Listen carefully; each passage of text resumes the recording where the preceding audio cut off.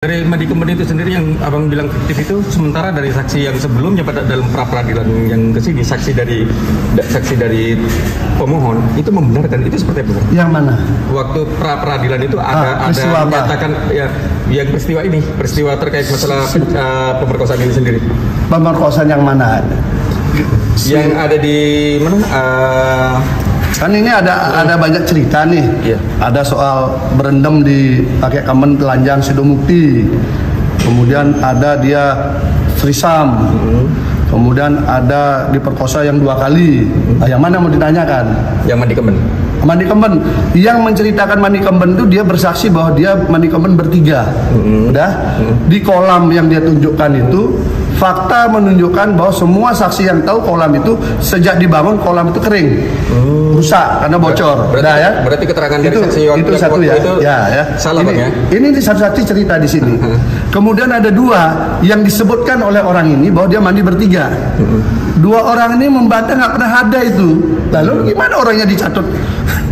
Dia bertiga dan dia bilang kalau bertiga di situ nggak cukup pak, orang kolamnya kecil kok, kami bertiga nggak mau cukup dan saya nggak mungkin bisa berdiri di situ, gitu. Karena tempatnya pendek segini, gimana orang berdiri di atasnya ini bangunan.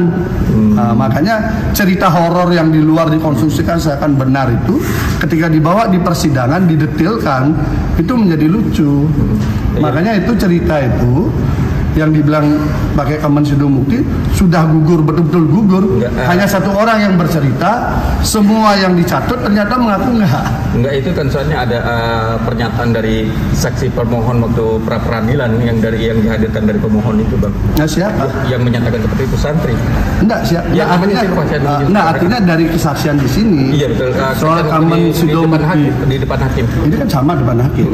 Dia ini saksi ngaku dia bertiga disuruh mandi pakai Kemben Sidomukti bertiga nih. Ya, ini saksinya ini ya kita sebutlah si Indah sama Dorotul, yang disatut namanya sama Firda. Ini ngaku dia bertiga. 2 orang ini loh di dalam BAP maupun di dalam sidang ngaku nggak pernah ada peristiwa itu. Itu 2 orang dicatut namanya, dua-duanya ngaku nggak ada. Nggak ada pak, nggak pernah itu ada.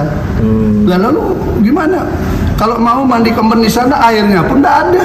Artinya orang kolamnya bocor. Mandi itu bang ya. Itu ritual Kemben itu clear dan clean itu fiktif, cerita fiktif, clear dan clean karena hanya 1 orang yang bercerita, semua membantah. Yang banyak orang membantah kondisi kolam, 2 orang membantah namanya dilibatkan di dalam ritual itu. Terus siapa lagi saksinya? itu yang itu ya. Nah kalau yang soal yang 2 peristiwa itu kan udah saya cerita. Yang 2 cerita itu kan udah saya cerita kan, 2 itu bahwa nggak ada. Makanya ini akhirnya kita menjadi bingung.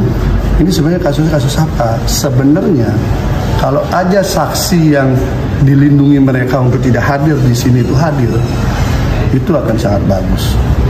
Kita bisa buka karena kita sudah punya beberapa alat bukti, mau kita konfirmasi di situ. Kita akan ketemu mastermind dari skenario ini apa. Kenapa harus si Mas Beki harus jadi korban itu loh. Selain dia kena anak tunggal, pewaris dan sebagainya, ada sisi lain yang bisa nanti terungkap. Sayangnya kan ini terlindungi dengan tanda petik berbagai cara. Dari tidak mau dihadirkan secara normal, harus kami berdebat. Akhirnya kami menemukan pasal yang mewajibkan itu dihadirkan. Ketika sudah dihadirkan, ditangani, kemudian hanya lewat surat, dia tidak mau hadir. Akhirnya dengan surat itu kemudian dilindungi bahwa ini tidak perlu hadir. Ya sudah, rekayasa masih berlanjut kan gitu. Lebih susah lagi kita bongkar.